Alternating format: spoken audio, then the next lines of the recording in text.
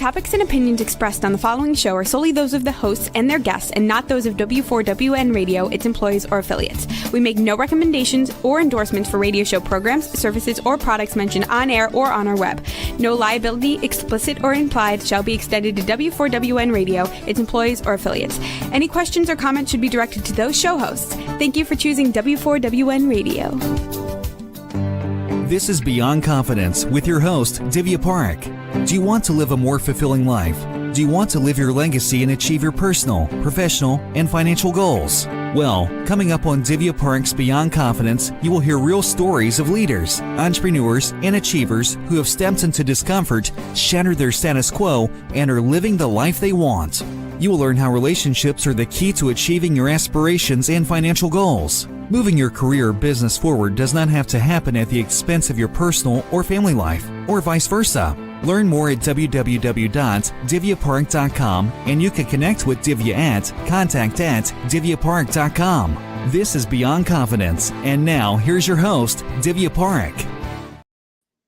Good morning, listeners. And with so many things happening around the world today, it's important to kind of think about how can we build those empathetic connections with people, and that's what we are going to be talking about. Welcome, our wonderful guest, Dr. Chantal Lorio. Good morning, Divya. How are you? Fantastic. How are you? Fine, thank you. Glad to be here. Thank you. Absolutely. So tell me if you recall a moment from your childhood or youth when a positive mark happened for you, like whether it was a person or a moment. No, I think my grandmother was, I was very close with her. And growing up, she used to come visit us every weekend. We lived like an hour away, and she would stay in my room, and we would just talk all night. And she was really a strong influence on me because she was a very strong woman. I think we learned so much from my grandparents. She lived through the Depression. She quit school so that she could help raise her other 6 siblings. Um, just amazing. And when I think about the hard times that I've gone through, I always think about what she went through and what she was able to accomplish in her life. And I think that always, I carry it with me everywhere. Yeah, that's powerful. So you had a very strong role model as you were growing up. Yeah. And as you grew up, did you have any other influences that influenced the choice of career you made? Yeah, my uncle. My uncle was a podiatrist as well. I really struggled with what I wanted to do.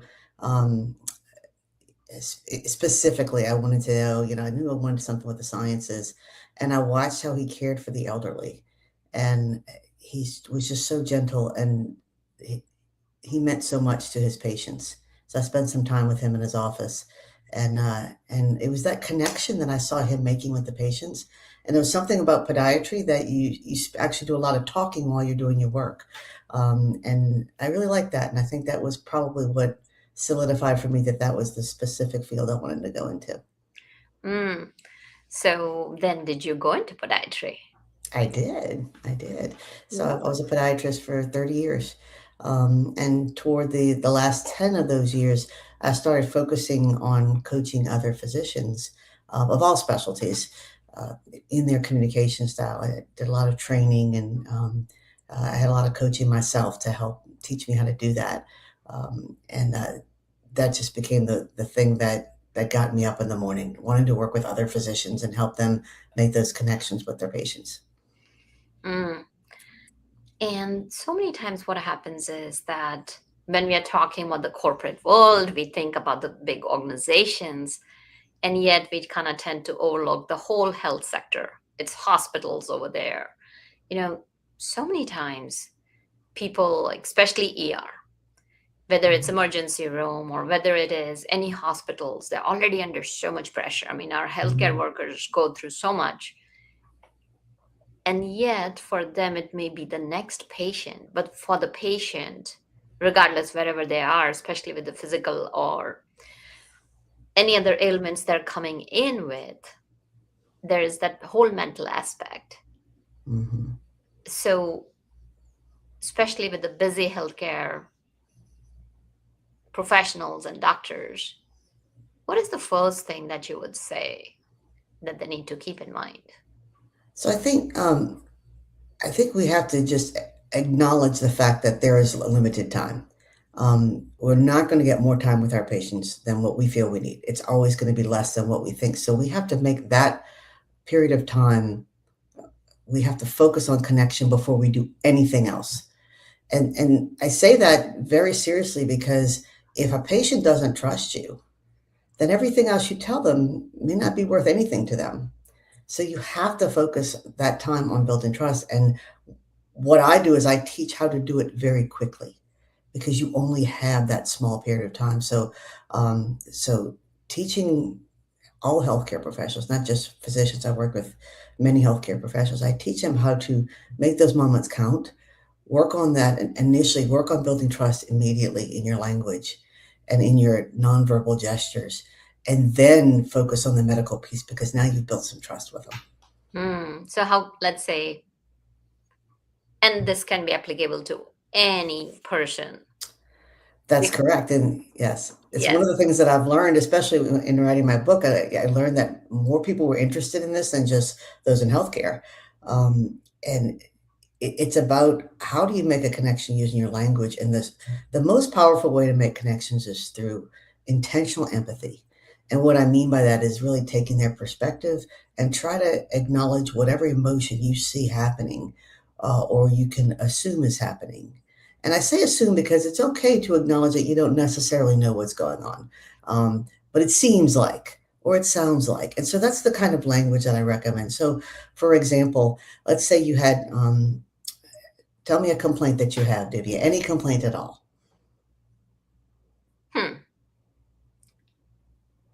Okay. So one complaint, let's say if your kind of complaint is that so many times, you're walking down the street, it's not even a complaint, it's more of an observation. People may not smile back, or people Yeah. are so busy in their own lives. Or another thing that I've seen, not only with clients, but within the family itself, that people are on the phones together and not Mhm. interacting as much. I'm sure that's very disheartening for you, somebody who really feels strongly about those greetings and those connections with people. Well, no, I believe to meet people where they're at. And Yes. the whole idea is that you to each his own, and it's important to have that empathy and understanding that they may be busy or occupied in something else. Yeah. So you're able to look beyond what you see. Hmm. Emotional intelligence, right? You're able to look Yeah. beyond what you see. And when someone tells me something's going on with them, I try to understand what's going on with them. So I will say, it sounds like you're going through this. And then I wait and have them tell me what's really going on, which you just did. So I said that must be disheartening for you. But then you said, well, actually, and then you showed me your emotional intelligence. So you kind of course corrected that for me. But because I made that gesture to say it sounds like that's what's going on with you, I'm connecting with you. I'm trying to know what's Hmm. going on with you. And so even if I'm wrong, which I was wrong, it wasn't disheartening for you. Or maybe it was, a little bit right. Either way, it's that trying to do that that creates the connection as opposed to I understand. If you just tell someone I understand, it's kind of an assumption and people tend to say, no, you really don't, especially if they're upset about something. We always want to say, I understand, I understand. That doesn't work very well with people because they get a little put out that you are assuming their emotions. So I try to say it sounds like, or it must be, and at least that person knows that I'm trying to connect with them and know what's going on with them. Mm. So, what about situations where people are just kind of meeting each other for the first time? How can you go ahead and develop that connection? Because you're not always going to be in a position where you're just kind of like, being there as a coach or consultant or as a leader, Mhm. checking in with the other person. It could be in a different setting. So, what would be that first step? Exactly, and I always say in healthcare, we have an advantage because people are coming in with a complaint no matter what, right? When they first come in, we always have something we can focus on empathizing with.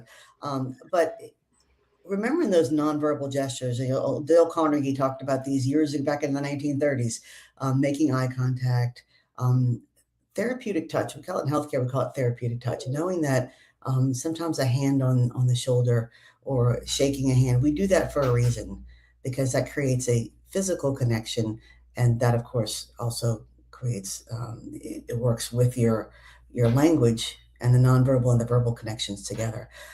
Saying a really important thing, and again, this was a Dale Carnegie thing, was saying people's names back to them. If you're trying to create a connection, people love to hear their names. It says you care enough about me to say my name. And for those of you who have been in the situation where you've forgotten someone's name, it is so awkward when you forget someone's name because you recognize that the awkwardness because you're not able to connect as much because you're not saying the name. So you say, hey. When someone just says hey to you, you're just not feeling it. It's kind of like when you say when you walk on the street or you tell someone hello. I remember in school, we used to, when we were changing classes, we were all seeing all of our, the people that we, whether it was friends or acquaintances, we see all the other students. And some would say, hey, but some would say, hi, Chantal. And it was different. It was different when someone said your name because they knew it, number one. And number two, they cared enough to say it and make that little bit of a connection. So those are just the basics of making eye contact, a little therapeutic touch, and saying someone's name back to them. When you first are introduced to someone, when they say their name to you, say it immediately back to them. So, hi Chantal, this is Jerry. Hi Jerry, nice to meet you. Saying the name back to them because it's anything you can do in that first few seconds matters. So what you're saying is, and that is so true, because sometimes you walk in a room and nobody has done anything to you. You look around, you take a look, and you see someone, and you either like, oh, that person is so wonderful, and they have done nothing. And then Uh-huh. it could be their body posture, their body language, and there could be someone you're like, you just don't like them, or it's like there's something about them that puts you off. Yeah. So tell us about the body senses also that you talk about. Yeah, so and you're right. Some people just have that. And we notice that with physicians too. Some of them just have it. They could spend 3 minutes with the patient, and their patients love them, and others could sit in there for 40 minutes, and they don't have that same connection. So there really are techniques that they're using, whether they're aware of them and doing them intentionally, or if they're just natural. There are techniques that matter. So some of the other things are number one, sitting down versus standing up, and it depends on the social situation. But for example, you notice in podcasts we're sitting down. When I give a lecture, I stand up. But if I'm wanting to talk to you and make a connection, sitting down says I have time for you. And so we bring that up to our physicians too. Patients think that you're in a rush when you're standing up. So just that alone, sitting down matters. Leaning in versus leaning out. And there are times when it's appropriate to do either one. Now you think about that. When you lean back a little bit, it kind of says, again, I have time. I'm relaxed. When you're really leaning in, when someone's telling you something that they're really upset about or they're emotional, leaning in says, I really care and I'm here to help you. So you're making, as you're doing these things, it's not like one is good or bad, but they send a message. So think about what message I'm sending. Probably one of the most important techniques I tell people to pay attention to is their arms and their hands. Because if you sit like this, the closed off, it sends a strong message, a very negative, strong message. It says, I really don't have time for you. I don't care. I'm smarter than you. There's a whole lot of things people can pick up from this, whether you mean to or not. This may be comfortable. I actually worked with a physician that had his patient experience scores were very low, and no one could figure out why. They called me because they said, he's a really nice guy. And we can't figure out what's going on, why her score's so low. And I went in there and I said, if I close my eyes and listen to you, it's a beautiful conversation. Your communication is beautiful. But you're standing like this the entire time. And so his patients felt very put out by that. And that was the only difference that we made to help them with this connection. So just being aware of your body language, having an open body language rather than a closed off body language. The other thing is, and this is something I learned from an attorney many years ago who helped train me for doing expert witnesses, is keeping your hands away from your mouth. So even like this or this, we do that, but actually that could show people that you're hiding something. If you do that, if you talk to body language experts, they say that this can mean that you might be hiding something, you're not being truthful. So little things like that can matter. But again, hands and mouth, just remember, think kind of open, an open stance. Now, since we are talking about that, that's in person. But even medicine and, of course, so much organization, even though we are going back to hybrid, they're still on Zoom since post-pandemic. So what would you say are some Zoom etiquettes? So Zoom etiquettes. Number one is paying attention to where your camera is.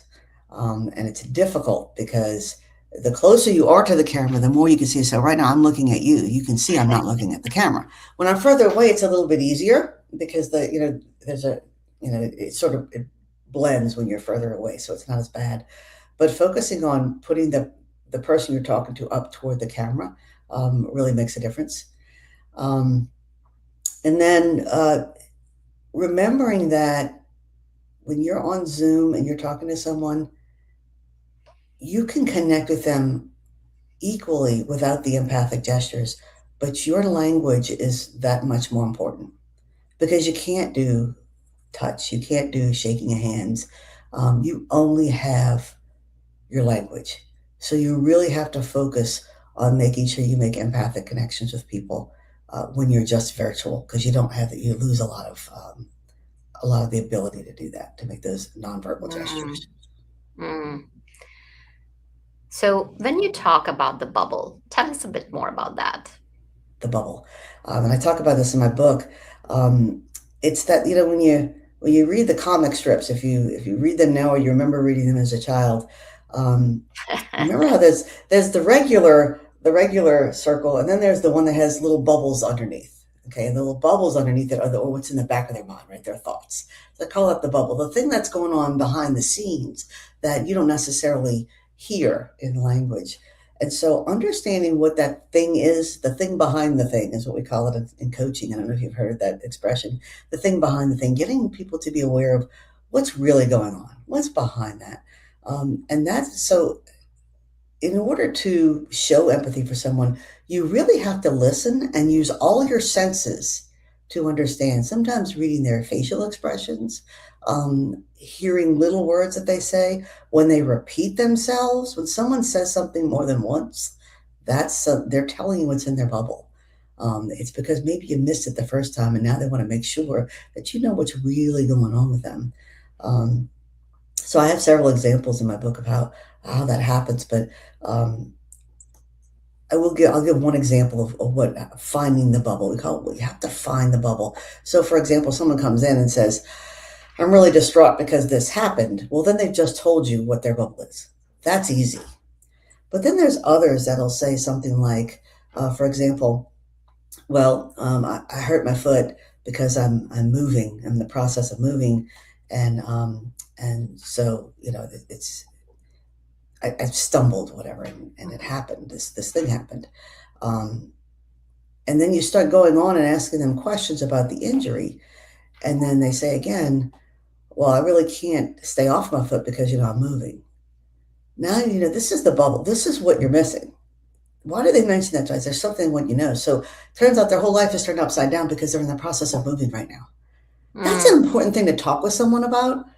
Even though they're here for something, for a foot injury, whatever it might be, that's the thing that they really need to let you know exactly, this is what's going on in my life right now. Now we can talk about this other thing. So listening for those little cues, and one of them is repeating themselves, or saying it, they repeat it, it's a little louder, giving details. People don't say things for no reason, like, oh, we just came back from a trip because my son graduated from Harvard with honors. And then you move on and say, oh, okay, good. Well, I'm glad you're back. No, they want you to know that their son just graduated from Harvard with honors. So to say something like, you must be so proud, is acknowledging that emotion of pride. They didn't say that for no reason. It wasn't about them coming back from the trip. They wanted you to know something they were proud about. Mm. Mm. And then, well, that is very true. Looking for the iceberg, right? That what they say in the iceberg theory, that what Right. appears on the surface is way different, Yes. and it is hiding behind it. There's usually like a meaning or underlying cause or something like that. Mhm. So, given that, especially what happens in the professional area, so far, we have been conditioned about hiding our emotions. So, a lot of times, people ask, like, okay, you're talking about being transparent, being authentic. So, where do you draw the line about, like, where you're sharing emotions and where you bring that balance to it? Yeah, I appreciate that question because I have a whole chapter on hiding our emotions because that's kind of what we were taught professionally, at least in my field, we're taught to hide our emotions, right? At least when things are really rough and you don't want to judge people, and that's fair. You really don't. I mean, people are telling you some really some things you might judge them for, but we're taught not to do that. We have to be very even keel. And that's why when someone tells us something that they're upset about, if we maintain that hiding our emotions, we can come across as sterile. And we can come across as we just don't care. And that's not the case. It's just a matter of teaching people when, like you said, how do you draw that line? And so that's why I kind of teach those empathic responses rather than you don't necessarily have to cry when someone cries, but acknowledging what they're going through and saying this must be very difficult for you. Or I can tell what this is doing to you. I can tell this is really upsetting you, that kind of thing. It doesn't mean that you have to carry those emotions with you. There's something that in medicine they call compassion fatigue. Turns Mhm. out that that's a fallacy, that it really isn't compassion fatigue. And we found through the literature is that when you show compassion, you actually fill your cup too. When you take a minute to connect with someone, guess what happens? You fill your own cup. So it's okay to do that. It's okay to extend yourself a little bit. It doesn't mean you have to absorb the emotion, but you can certainly acknowledge it and share that moment with the person. And that brings me to another point about compassion and empathy. Um, I spend a lot of time teaching people to be empathic because it's not our default.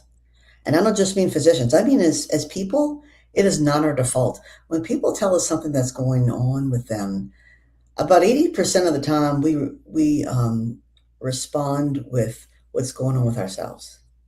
Oh Mm. yeah, I know, I've been through that, whatever. Um, and what happens in medicine is we tend to respond with fixing. And so if you're in an industry where you fix people, if let's say you're a plumber and you're going to fix things, whatever it might be, where you're one who gives advice, you help, then your initial response is going to be, well, let me see, I can do something about that. You Mm. can really miss opportunities to make connections when you do that. And Mhm. this is where I've worked the most with physicians on is before you get to that, let me fix you, show empathy. And fixing is compassion. It's a good Mhm. thing. You want to fix it, you want to help them. But before you do that, make that empathic connection. And let me give you an Mm. example of that. Let's say you were to tell me I was up all night in pain with my neck. Well, let's say you did like this. I was okay. You get the face, you get the hands. I was up all night in pain with my neck. That's my bubble, right? I'm miserable. Mhm. And most physicians will respond with, well, give me a number on a scale of 1 to 10. Is it sharp or dull? Does it radiate down your arm? Tell me more about the pain. And that's fine because they're being compassionate. They're working it up so they can then help the person diagnose and treat. But before they do that, if they say, you must be exhausted. Yeah, Mhm. doc, I really am. Well, tell me more about that pain. How bad is it on a scale of 1 to 10? So I just have them insert one moment of connection. Mhm. And I tell them you can when you've connected with someone, there's actually a response you will see. And it's fairly distinctive. When you made a connection. So if I say you must be miserable, and you go, yeah, doc, I really am. It's sort of a little head tilt and an affirmation, like a yeah. When you see that, I always tell people pause after you an empathic response because you want to pause and see the connection. You wait and you see them do that. That's how you know you connected. They made that little Mm, moment. They kind of tilt their head, right, go, right. like, you get me. Yeah. Now you talked about sounds like. That was one of the phrases you mentioned that, it's a good one to use rather than I understand. Are there any other phrases that people can use? Must be. It must be difficult for you. Um, Mm. must be So seems must like, sounds like, and must be. so must usually has a negative connotation. People don't. So tell me a little bit more about that in depth. Yeah, you're right. A lot of these things, you have to think of them contextually, right?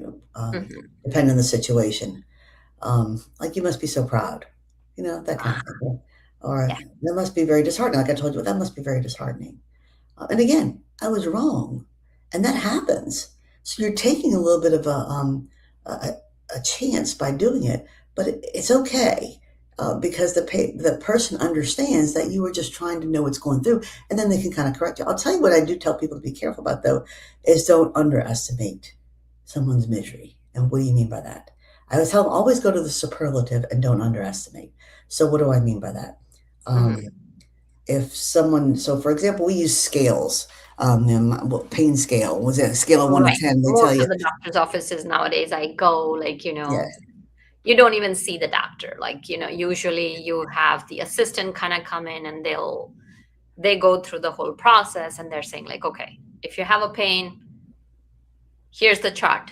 And then they give you like all the smiley faces. Like I've got yeah. this one doctor that I go to, from like angry face to like crunch face. Like they'll kind of show you Uh, and tell you like, where do you fall on that scale?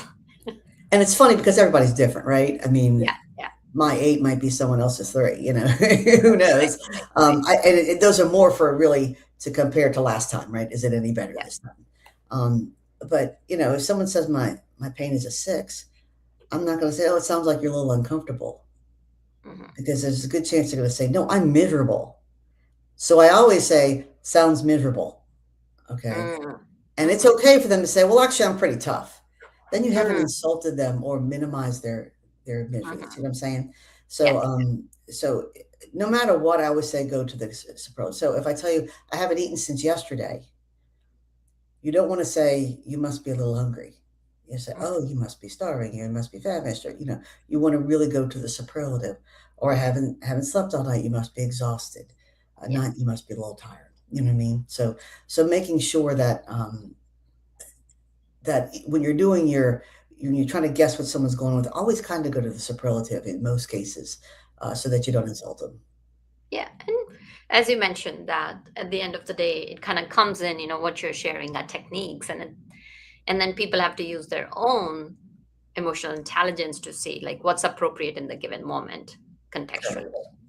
Correct. Um, I tell you, I always give homework when I give these when I give lectures or I give trainings with physicians, and I Hmm. tell them their homework is to, at the end of the day, if they live with someone or even if they want to just make a phone call to a friend, but when they come home, ask them about their day, because a lot of us are guilty of this. And when they tell you about their struggles, instead of trying to fix them, which is what our default is, well, you shouldn't let people talk to you like that. Or next time, this is what you should do. We want to give them all the should haves. But to just say, I'm sorry, that must be really frustrating, huh? And look for the little head tilt in the air and watch the connection that you've made with them and the difference that it feels when Hmm. you listen to them and you acknowledge what they're going through. It's all the difference in the world in a Hmm. relationship. And trust is at the heart of every relationship. So making those connections to build trust really does matter, no matter what the relationship, whether it's doctor patient, spousal relationship, whatever it might be. Absolutely. And trust, as you mentioned, that is at the core of anything, because without trust, and trust is so fragile that once it breaks, it's just kind of hard to rebuild. It's always going to be lined with a layer of mistrust somewhere. So that's a good point. It's a good segue. What happens, let's say you have a fragmented relationship? How do you build that trust back? So first you have to figure out what builds trust. So everyone's a little bit different with what Mm, builds trust. We have our own history. We have our own background. So if you were damaged early on in life for a specific reason, someone cheated on you, whatever that might be, then that's probably going to be the thing that they look for, that person's going to look for trust, whether it's building trust or not trusting someone, it's going to be related to that. So understanding what it is that breaks relationships for that person, understand what builds relationships for that person is very important.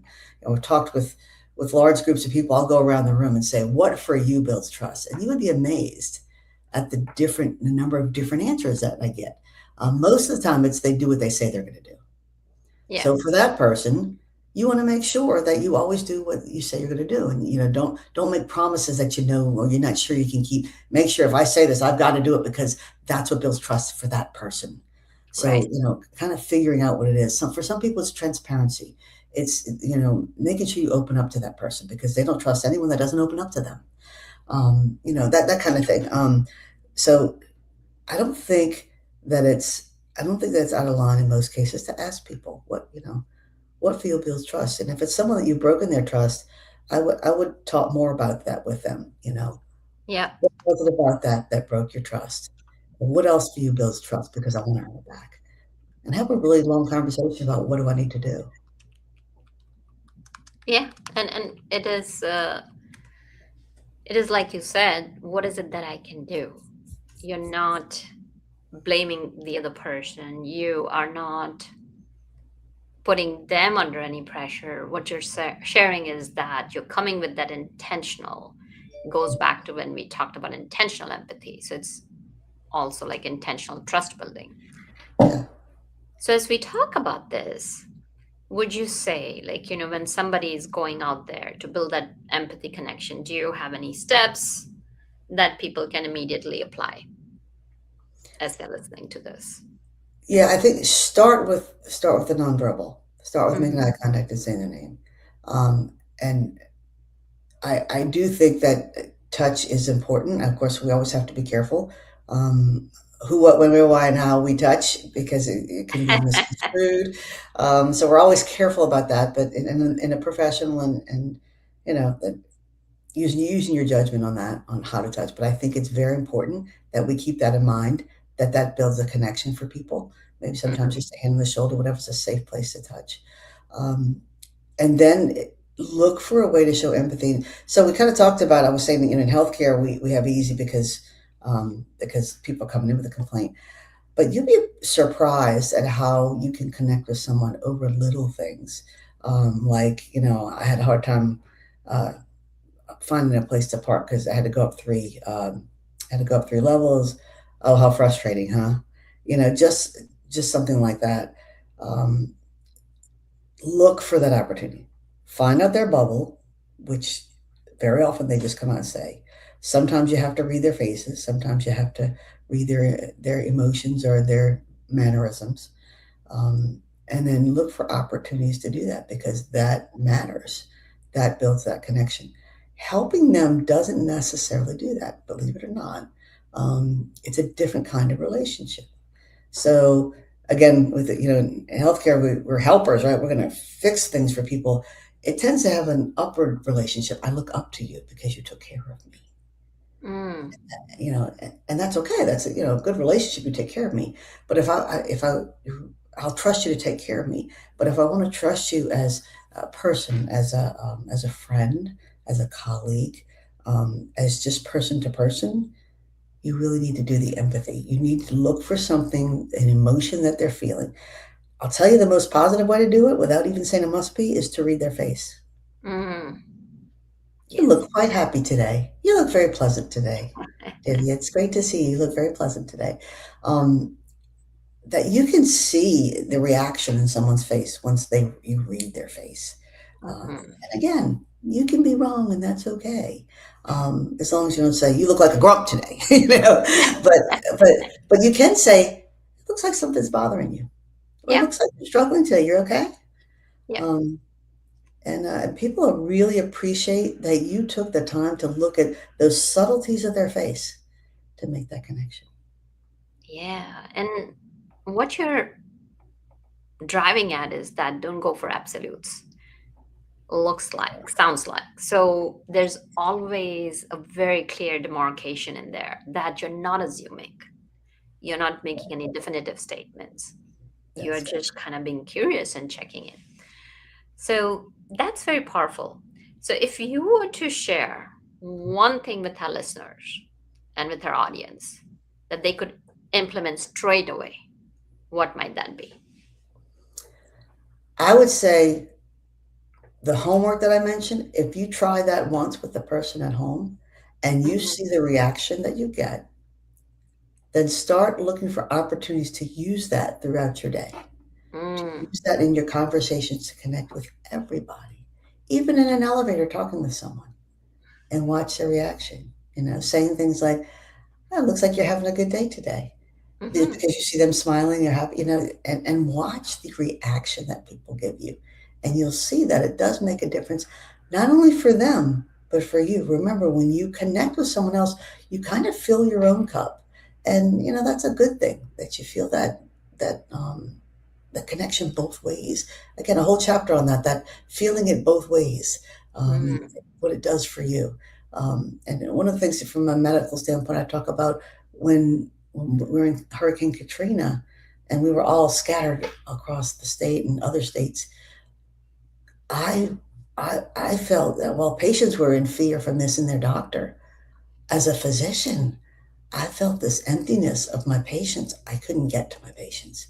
I didn't know mm. what's going on with my patients. It is a two-way street.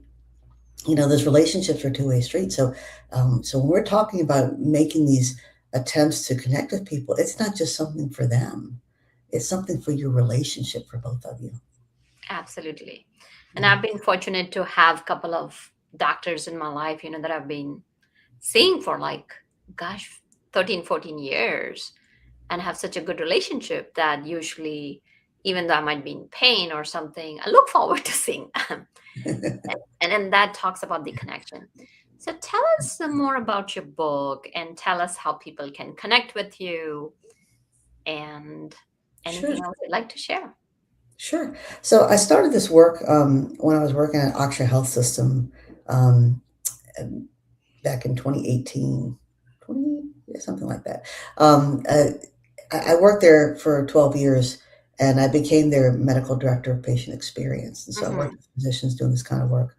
Um, and so I was discovering all these little things, I have a whole lot more tips in there too. I have my top 10 um, golden rules of empathy, and a lot of little things. Some of the things we've talked about, but all those were derived from that work that I did with for 10 years, watching that relationship with the physician and the patient, and coaching them, giving them feedback, and like I said, afterwards, I realized that this was something that we could be doing at home, and other people were interested in too. So I decided to publish the book on it, um, and I've been working on it just very slowly over a course of like 4 years. Just when things would come to mind, I would put it down, and so I finally said I'm going to put it all together. I got an editor and put it in into print, and you can get it at Amazon now. It's available on Amazon.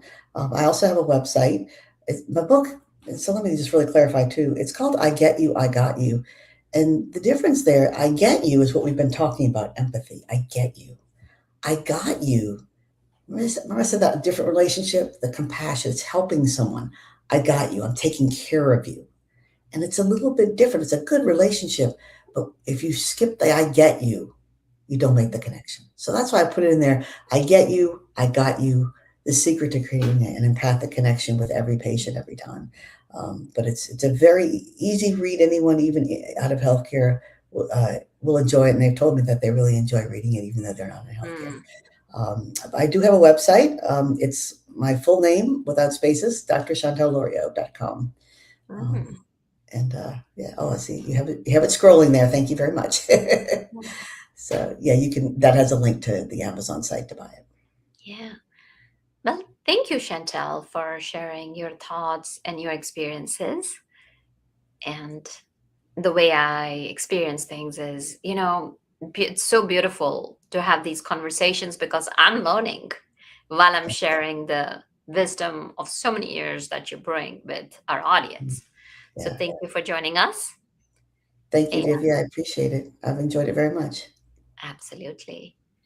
And thank you, wonderful audience, because without you, the show would not be possible. And I want to wish you a very happy new year and want to leave you with one thing to keep in mind.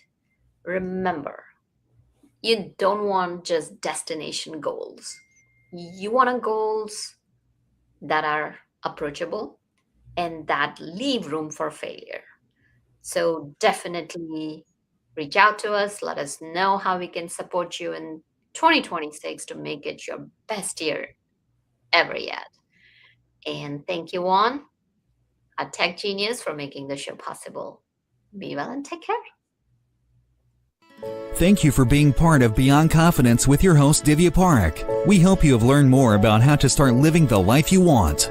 Each week on Beyond Confidence, you hear stories of real people who've experienced growth by overcoming their fears and building meaningful relationships. During Beyond Confidence, Divya Parekh shares what happened to her when she stepped out of her comfort zone to work directly with people across the globe. She not only coaches people how to form heart connections, but also transform relationships to mutually beneficial partnerships as they strive to live the life they want. If you are ready to live the life you want and leverage your strengths, learn more at www.divyaparekh.com. And you can connect with Divya at contact@divyaparekh.com. We look forward to you joining us next week.